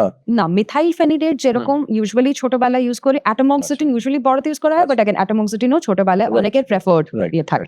ঠিক আছে, সেম জিনিস ফর মিথাইলফেনিডেট। আচ্ছা, now coming to atomoxetine, another excellent drug. Now atomoxetine usually আমরা বডি ওয়েট অনুযায়ী দিই। প্রবলেম উইথ অ্যাটোমক্সিটিন হচ্ছে কি এটা অনেক সময় বিপি আর heart rate, blood pressure, heart রেটটাকে বাড়িয়ে দেয়। সো আমরা মা বাবাদেরকে বলে রাখি যে অ্যাটোমক্সিটিন দেওয়ার পর একটু ট্যাকিকার্ডিয়া এগুলো টাইপের হতে পারে, বাচ্চার বুক ধোয়ার পর এগুলো বলতে পারে বাচ্চা, যেগুলো হচ্ছে ভয় পাবেন না। ঠিক, এইগুলো যদি আমরা আগে থেকে বলে রাখেন, বাবা মাও অবশ্যই, নইলে তো ঠিকই ঘাবড়ে যাবে। এক্স্যাক্টলি, তাহলে কমপ্লায়েন্সটা বেটার। হ্যাঁ, বিকজ এত ভালো মেডিকেশন যখন ইন্ডিকেশন আছে। থার্ডলি হচ্ছে ক্লোনিডিন। তো ক্লোনিডিনে একটা খুব কমন যেটা সাইড ইফেক্ট দেখা যায় সেটা হচ্ছে সিডেশন, ঘুমিয়ে পড়ে বাচ্চা। ক্লোনিডিন অ্যাগেন বডি ওয়েট অনুযায়ী দেওয়া হয়। ক্লোনিডিনের আরেকটা প্রবলেম হচ্ছে ঠিক অ্যাটোমক্সিটিনের উল্টো, এখানে decrease blood pressure, decrease heart rate, তো একটু ব্র্যাডি কার্ডিয়া এগুলো হওয়ার চান্সেস বেশি। অ্যাগেন আমরা বলি কি বডি ওয়েট অনুযায়ী দেওয়া হচ্ছে, সো লেটস মনিটর ইট। আরেকটা জিনিস যেটা অনেক সময় মিস হয়, একটা টাইমে তো আমি মেডিসিন স্টার্ট করলাম বডি ওয়েট অনুযায়ী, বাচ্চা তো বাড়ছে, বডি ওয়েট তার বাড়ছে, ওই একই ডোজ কিন্তু যেটা কয়েক বছর আগে খুব ভালো সিমটম মানে রেমিশন করেছিল এখন করছেন। এখন নাও করতে পারে, তখন হয়তো বাড়াতে হতে পারে বা অন্য ট্রিটমেন্টের দিকে যেতে হতে পারে। এটা একটা জিনিস অনেক সময় প্যারেন্টসরা হয়তো বুঝতে পারেন যে ওই ওষুধটা তো এত ভালো কাজ হচ্ছে, এতদিন কেন কি করে চলছে না। এগুলো তাই এইগুলো হচ্ছে মেইন ADHD ট্রিটমেন্ট। মেডিকেশন। আচ্ছা, তাহলে বিহেভিয়ার মানে পেরেন্টিং করা বা কিন্তু program, ADHD gold standard first line is always parent management technique, Right. Behavioural therapy. বাচ্চাদের ওরিয়েন্টেডও বিহেভিয়ারাল থেরাপি থাকে, কি অ্যাটেনশন এনহ্যান্সমেন্ট থেরাপি হয়, সোশ্যাল স্কিলস ট্রেনিং এগুলো। তো এইটা কিন্তু আমাদের ফার্স্ট থাকে প্রায়োরিটি। ওটাতে যদি না হয় বা আনফরচুনেটলি যদি তখন আমরা ওষুধে তখন আমরা যদি বিভিন্ন থেরাপির মধ্যে দিয়ে ঠিক নয়, যেটা তুই বললি যে সিভিয়ার সিচুয়েশন এলে আমরা তখন মেডিসিনে জেনারেলি শিফট করি। তাহলে এই যে আমাদের টোটাল জিনিসটা আমরা বুঝলাম, এবং এটা খুব গুরুত্বপূর্ণ জিনিস, কারণ শুধু এটা বাচ্চাদের চঞ্চলতা বা শয়তান আমরা যেটা শুরুতে আমি বলছিলাম সেরকম নয়। 30-32 বছর এসে একটা রিলেশনশিপে প্রবলেম এবং তার ওয়ার্ক প্লেসে প্রবলেম সবকিছু অবধি যেতে পারে, সিরিয়াস ইস্যু অ্যাকচুয়ালি। তো আমি যেটা বলবো, তাহলে আমাদের এই এপিসোডের শেষে তোর দিক থেকে এতদিন ধরে কাজ করছিস কি, আচ্ছা তার আগে আমি নিজে একটা কোশ্চেন করি। আমরা ওভার ডায়াগনোসিস বা এগুলো নিয়ে কথা বলছিলাম, আজকালকার যে পেরেন্টসরা নিউক্লিয়ার ফ্যামিলি, তো তারা কি তোদের অভিজ্ঞতায় কি দেখছিস, তারা কি অল্পতেই ব্যস্ত হয়ে পড়ছে, না তারা যে সময় নিয়ে আসছে সত্যি আনার দরকার ছিল, বেশিরভাগটা কোনটা? পার্সোনালি আমার পার্সোনাল এক্সপিরিয়েন্স যেটা আমি বলবো কি, আই ফিল কি এখনকার প্যারেন্টসরা খুব কম, মানে থ্রেশহোল্ড, তাদেরও পেশেন্স থ্রেশহোল্ডটা খুব কম প্রবাবলি, যে কারণে everybody wants a quick fix, which is very difficult for us psychiatrists to manage, because কারণ অনেকটাই তো হিস্ট্রির উপর ডিপেন্ড। এক্স্যাক্টলি। সেকেন্ডলি আমি হিস্ট্রিতে বুঝতে পারছি কি বাচ্চার এটা normal behaviour, it is not anything abnormal person, it's nothing excess. আমি দেখতে পাচ্ছি কেন হচ্ছে, দ্য কনটেক্সট আমি বুঝতে পারছি কোথায় হচ্ছে। ঠিক আছে, তো যখন আমি প্রোব করছি সবকিছুতে বোঝা আছে যে কোথাও না কোথাও একটা অন্য ফ্যাক্টর কাজ করছে, যেটা রিফ্লেকশন অন্যভাবে হচ্ছে। So it is not ADHD independently. তো এইরকম কন্ডিশনে আমার পার্সোনালি মনে হয় something that has help me হচ্ছে কি প্যারেন্টসদেরকে ফার্স্ট অফ অল বোঝানো যে হোয়াট ইজ নর্মাল ডেভেলপমেন্টাল মানে পিরিয়ড, তাতে নর্মাল কি কি হবে, বাচ্চা লাইকলি এরকম কেন বিহেভ করছে, অ্যান্ড এখানে প্যারেন্টাল ফ্যাক্টরসটার মানে চাইল্ড ফ্যাক্টরস দুটোর মধ্যে কিভাবে ইন্টারাকশনটা হচ্ছে। যদি এইটা আমার মনে হয় কি অনেকটা বোঝানো যায়, তাহলে there is a group of parents who understand, but then again যে চায় যে যারা একটা exactly, a lot of ওষুধ খেয়ে people আমার বাচ্চা কালকে থেকে আমার সব কথা একদম। শুনবে, নিজের টাইমে পড়তে বসে হ্যাঁ। যাবে, খেলা বন্ধ থাকবে, করবে, manageable চুপ থাকবে, থাকবে, যখন চুপ টিভি থাকবে, বন্ধ আমাদের করতে কাজ বলবো করবে। করবে, আমার কাজ আমায় করতে দেবে হ্যাঁ। একটা ওষুধ দিয়ে, Exactly. সেটা হলো অসুবিধা। আর এখন যেহেতু একাডেমিক্সও এত কম্পিটিটিভ হয়ে গেছে যে অনেক সময় কি হয় কি মানে মা বাবা বলে কি ওনারা বাকি বাচ্চাদের দেখছে কি ফাটফাট করে মেমোরাইজ করছে বা খুব ভালোই করছে, আমার তোমার বাচ্চা কেন করছে। এইখানে আমার একটা মেসেজ থাকবে to parents, care givers, family members হচ্ছে কি do not compare your child with another child.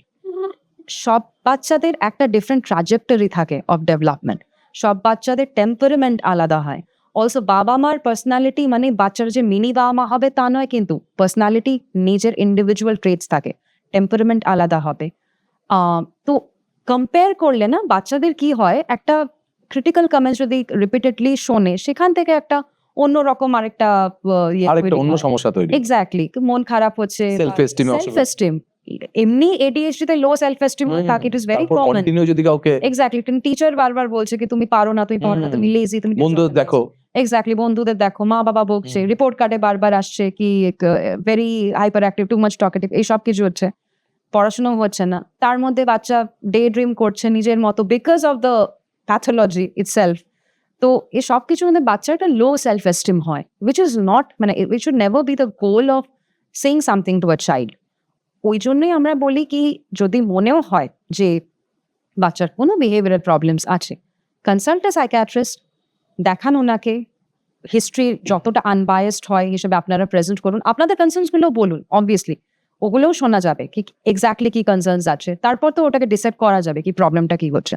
যদি ADHD হয় তাহলে there are multiple of methods by which we can manage it, therapy, medicine সব আছে, অ্যান্ড আউটকামও দেখা গেছে কি যদি ম্যানেজমেন্ট ঠিকঠাক করে হয় অ্যাট দ্য কারেক্ট টাইম, তাহলে আউটকামও ইউজুয়ালি ফেভারেবল আউটকামের দিকে থাকে, আনলেস অফকোর্স কিছু কিছু বা কেস অ্যাটলিস্ট কন্ট্রোলে থাকবে অনেক কিছু। Exactly the goal is always to keep it at a মানে কি বলবো একটা লেভেল যেখানে বাচ্চাটা বা পার্সনটা ফাংশনাল, প্রবলেম তার হচ্ছে কোনো ডেইলি লাইফে বা কিছু Exactly. প্রফেশনাল কোনো অসুবিধা এক্স্যাক্টলি, বা হলেও সে নিজে কিন্তু কোপ করতে পারছে, ঠিক ঠিক that is the thing. Ultimately কিছু কিছু সাবসেট অফ পেশেন্টস থাকতেই যাদের একটু পুয়ারার আউটকাম হবে, তাদের হয়তো আমরা পরে পরে দেখতে পারি কি আরো অনেক কি আছে, খুব স্ট্রং ফ্যামিলি হিস্ট্রি অফ অনাদি আছে বা স্ট্রাকচারাল ব্রেন অ্যাবনর্মালিটিস থাকতে পারে। তো ওগুলোকে যদি আমরা বাদ দিই, ADHD ডায়াগনোসিস হলে একটা ভয় পাওয়া বা হতাশা যেটা অনেক প্যারেন্টসদের মধ্যে চলে আসে, বিশাল বড় কিছু হয়ে গেল, আই উড সে কি instead of that reaction understand, বুঝুন প্রবলেমটা কি, বাচ্চা কি প্রবলেম ফেস করছে, কেন হচ্ছে, সাইকিয়াট্রিস্ট, স্কুল টিচার এনাদের সবাইকার সাথে লিয়াজন করুন, স্পেশাল এডুকেটর হলে তার সাথে লিয়াজন করুন। আলটিমেটলি বাচ্চাটাকে ম্যানেজ করা কিন্তু সবাইকার একটা মানে শেয়ার্ড রেসপন্সিবিলিটি, এবং সেটাতে কনসিস্টেন্ট থাকলে এর কিন্তু ভালো রেজাল্ট পাওয়া যেতে পারে। ডেফিনেটলি ভালো থাকবে। আজকের আমাদের যেটা নিয়ে আলোচনা করলাম সেটা আমি যেটা প্রথমেই বলছিলাম, আস্তে আস্তে ভেতরে যেতে যেতে আজকে আমরা অনেক কিছু বুঝলাম, এবং এটা সব থেকে বেশি আমরা সবাই বুঝলাম যে কিভাবে ডিফারেন্সিয়েট করা উচিত। কারণ বাবা মাদের মধ্যেও আজকে সোশ্যাল মিডিয়ার যুগে, সবকিছুর যুগে, বাবা মা শুধু তো বায়োলজিক্যাল বাবা মা নয় ব্যাপারটা, আর বা বাবা মা হয়ে গেছি বলেই যে সব জানতা বাচ্চা থেকে আমরা বোধহয় মানসিকভাবে অনেক স্টেবল, দুটোর মধ্যে কোনোটাই নয়।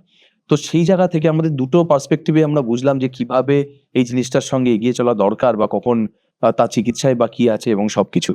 ঠিক এইরকম ভাবেই আপনারা যদি এই ধরনের গুরুত্বপূর্ণ বিষয় যেটা আমাদের লাগে কিন্তু আমাদের প্রত্যেক দিনের সঙ্গে জড়িত, তো এই ধরনের ব্যাপারগুলো যদি আমরা আরো কিছু আলোচনা আপনারা শুনতে চান, আমাদের কমেন্ট সেকশনে যান, আমাদের কমেন্ট করে জানান আপনারা কি কি ধরনের আলোচনা চাইছেন।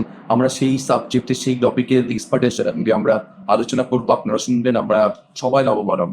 ততদিন অবধি ব্রেকফাস্ট উইথ পরীক্ষিত সঙ্গে থাকুন, আমাদের চ্যানেলকে লাইক করুন, সাবস্ক্রাইব করুন এবং অবশ্যই শেয়ার করুন। নমস্কার।